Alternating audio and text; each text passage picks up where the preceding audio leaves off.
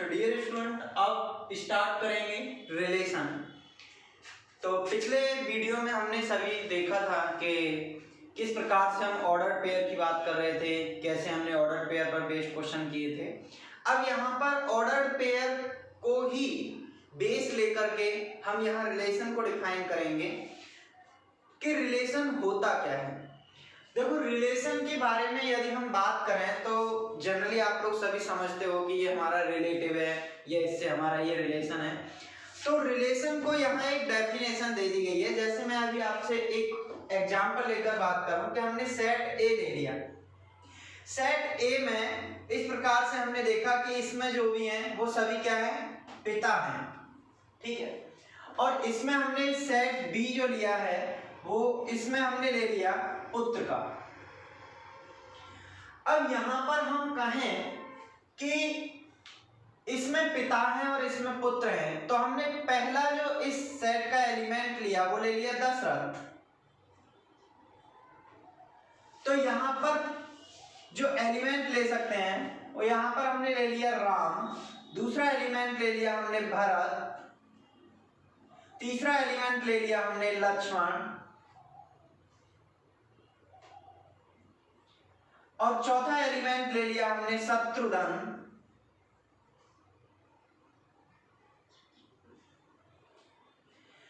पांचवा हमने ले लिया कृष्ण। यहां पर हम वसुदेव भी ले सकते हैं।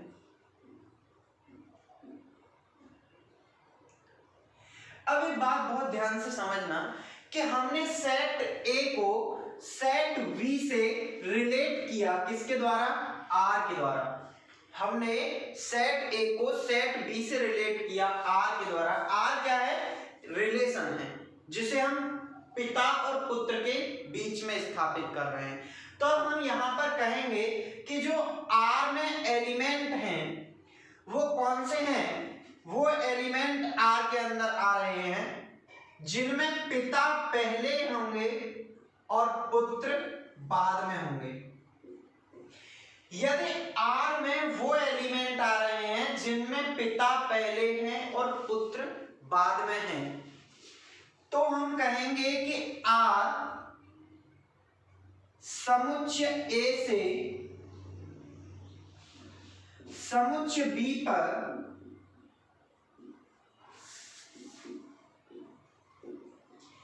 एक संबंध होगा।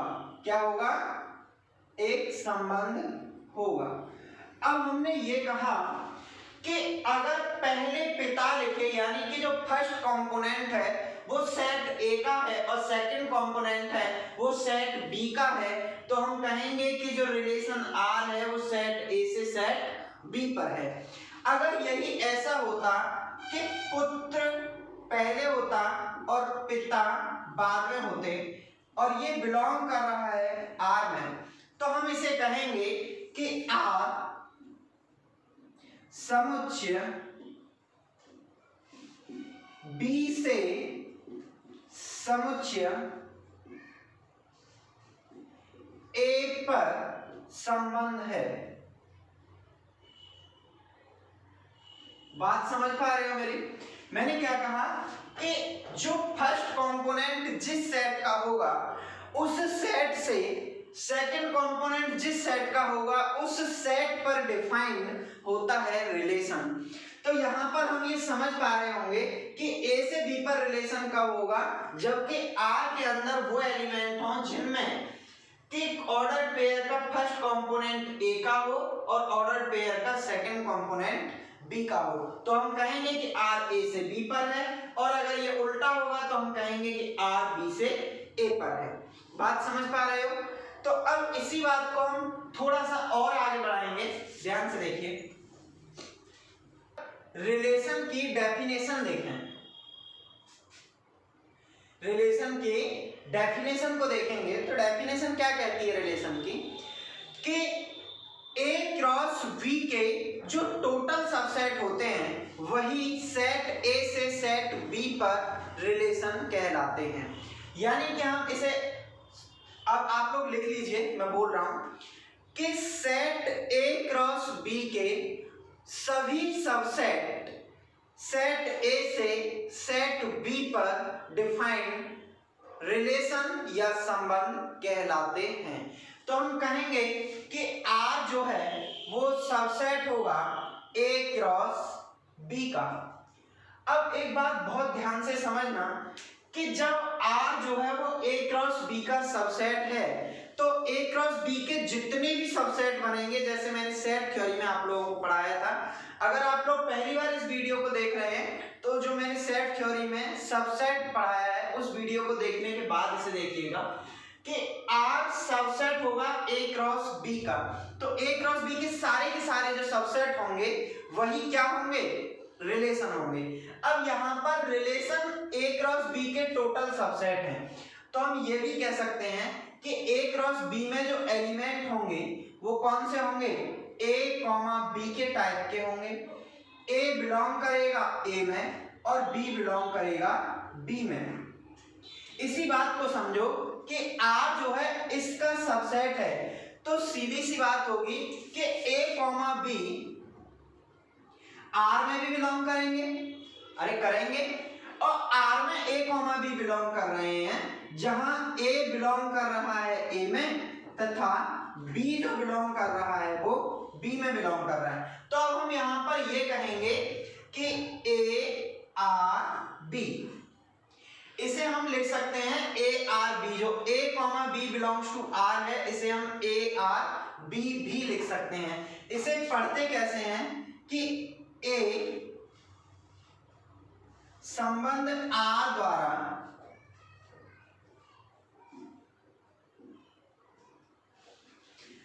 B से संबंधित है। A जो है वो क्या है, संबंध R द्वारा B से संबंधित है। अब यही बात हम यहाँ पर देख रहे हैं कि इसे इंग्लिश में बोलेंगे A is related to B by the relation R। क्या बोलेंगे, A is related to B by the relation R। अब यहाँ पर अगर ऐसे रिलेट ना हो तो, जैसे इसको बिलोंग कर रहा है R में तो हमने ये लिखा, और जब A B बिलोंग ही नहीं करेगा R में तो हम इसे ऐसे भी लिख सकते हैं। इसका मतलब ये होगा, बात समझ पा रहे हो मेरी, तो इसका जो मतलब है वो ये होगा A is not related to B by the R। English में इसे इस प्रकार से बोलेंगे, हिंदी में बोलेंगे A संबंध R द्वारा B से संबंधित नहीं है। तो आप लोगों को सबसे पहले ये पढ़ना आना चाहिए। तो इस बात पर हम फिर से ध्यान देंगे कि R A क्रॉस B का सबसेट है।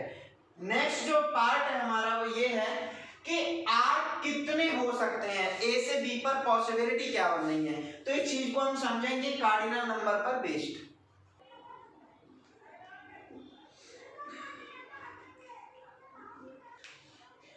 अब देखिएगा यहाँ पर हमें सेट A से सेट B पर टोटल रिलेशन फाइंड करने हैं कि नंबर ऑफ टोटल रिलेशन कितना होगा। तो यहाँ पर जो नंबर ऑफ टोटल रिलेशन है ये डिपेंड करता है सेट A की कार्डिनल और सेट B की कार्डिनल नंबर पर। तो हम यहाँ पर कहेंगे कि यदि A और B दो अरिक्त समुच्चय हैं, यानी कि नॉन एम्प्टी सेट हैं, जिनकी कार्डिनल नंबर यानी कि Na जो है वो है M तथा Nv वो है P। हमने मान लिया कि यहाँ पर Na जो दिया हुआ है वो M है और Nv जो दिया हुआ है वो P है। तब A से B पर परिभाषित या A से B पर जितने भी रिलेशन बनेंगे, A से B पर परिभाषित कुल संबंध, तो कुल संबंधों की संख्या क्या हो जाएगी, बहुत ध्यान से समझो। कुल संबंधों की जो संख्या होगी, अब एक बात ध्यान से समझना आ रही, जैसे हमने एक बात कही थी कि A क्रॉस B के जो टोटल सबसेट होते हैं वही क्या होता है, रिलेशन R होता है। अब यहाँ पर A की कार्डिनल संख्या M है, B की कार्डिनल संख्या P है, तो हम कहेंगे कि a क्रॉस b के टोटल सबसेट कितने बनेंगे 2 की पावर m क्रॉस p। यानी कि मैंने एक बात बताई थी कि a क्रॉस b में टोटल एलिमेंट कितने बताए थे अभी, a क्रॉस b में जो टोटल एलिमेंट बताए थे वो na इंटू nb बताया था। तो m इंटू p ये तो हो गया a क्रॉस b की कार्डिनल नंबर।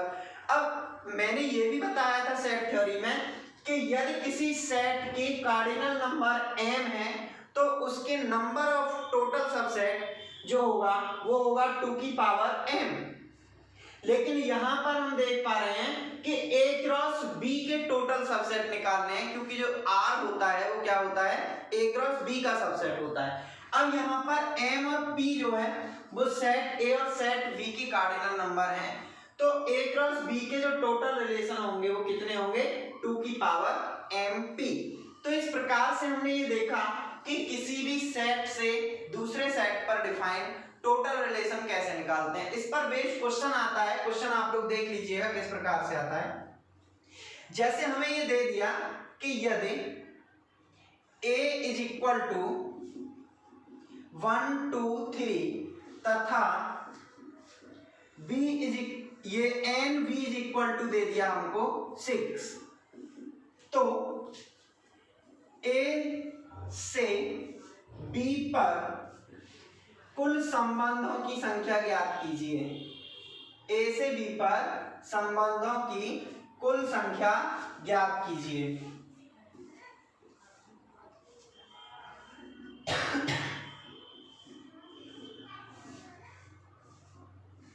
अब देखो इस प्रकार का एक क्वेश्चन हम पर पूछा जाता है, तो हम कहेंगे कि यहाँ पर जो कार्डिनल नंबर ऑफ a है वो कितना है, कार्डिनल नंबर ऑफ a 3 है और कार्डिनल नंबर ऑफ b हमें दिया हुआ है वो कितना है 6। अब ये तो इतना हो गया, अब हम यही निकालने लग जाएं कि cardinal number of a cross b कितना होगा। तो यहाँ हम लिखेंगे cardinal number of a into cardinal number of b, that is 3 into 6, ये हो जाएगा 18।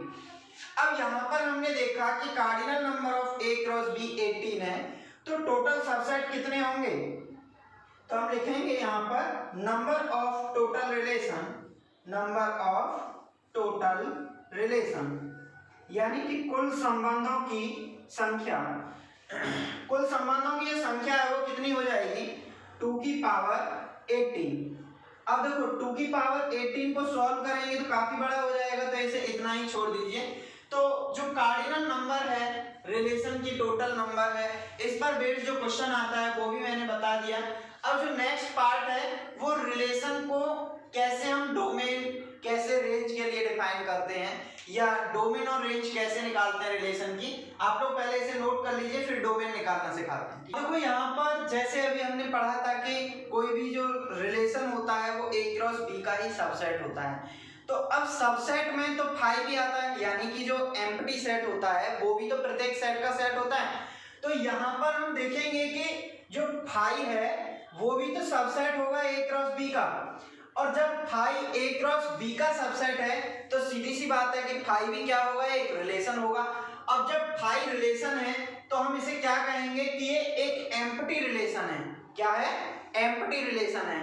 तो हम कहेंगे यहाँ पर जो एम्प्टी रिलेशन होता है इसे तुच्छ संबंध, तुच्छ संबंध भी बोलते हैं हिंदी में इसे। तो फाई जो है वो सबसेट है a क्रॉस b का, ये सबसे छोटा संबंध होता है। ये क्वेश्चन पेपर में पूछा जा चुका है कि सबसे छोटा रिलेशन कौन सा होता है, तो आप लोग क्या लिखोगे, फाई। तो जो फाई होता है वो सबसे छोटा रिलेशन होता है।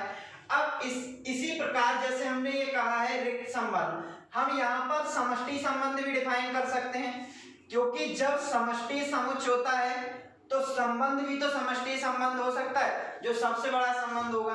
तो हम कहेंगे यहाँ पर समष्टि है संबंध। समष्टि संबंध को हम वही बोलते हैं यूनिवर्सल रिलेशन, यूनिवर्सल रिलेशन।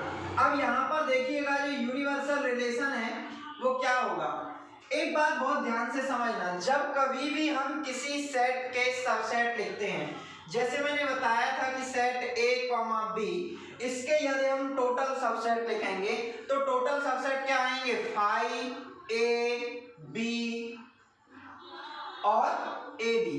अब यहाँ पर हमने ये टोटल सबसेट देखे, तो ये जो सबसेट है इसमें तो ये जो सेट दिया हुआ है वो भी आ रहा है। ऐसे ही जब हम ए क्रॉस बी के सबसेट निकालेंगे तो ए क्रॉस बी में भी तो फाई है जो भी आएंगे, और लास्ट में जो सबसे बड़ा सबसेट होगा वो कौन सा होगा, ए क्रॉस बी होगा। तो हम ये कहेंगे कि ए क्रॉस बी ये भी सबसेट होगा ए क्रॉस बी का। इसीलिए हम इस निष्कर्ष पर पहुंच रहे हैं कि ए क्रॉस बी जो होगा वो सबसे बड़ा सबसेट होगा। अरे ये सबसे बड़ा ही तो सबसेट है इसका, तो ऐसे ही ए क्रॉस बी है वो भी सबसे बड़ा सबसेट होगा। जब ये सबसे बड़ा सबसेट है तो हम क्या कहेंगे कि सबसे बड़ा संबंध भी समष्टि संबंध यही होगा। तो हम कहेंगे कि R is equal to A cross B सबसे बड़ा संबंध होगा। क्या होगा, सबसे बड़ा संबंध होगा। तो ये बात भी आप लोगों को याद रखनी है कि सबसे बड़ा सबसे छोटा इस टाइप के जो क्वेश्चन पूछे जाते हैं वो भी हम लोग बता पाए। तो ये नोट कर लीजिए, इसके बाद में हम अगला टॉपिक स्टार्ट करते हैं।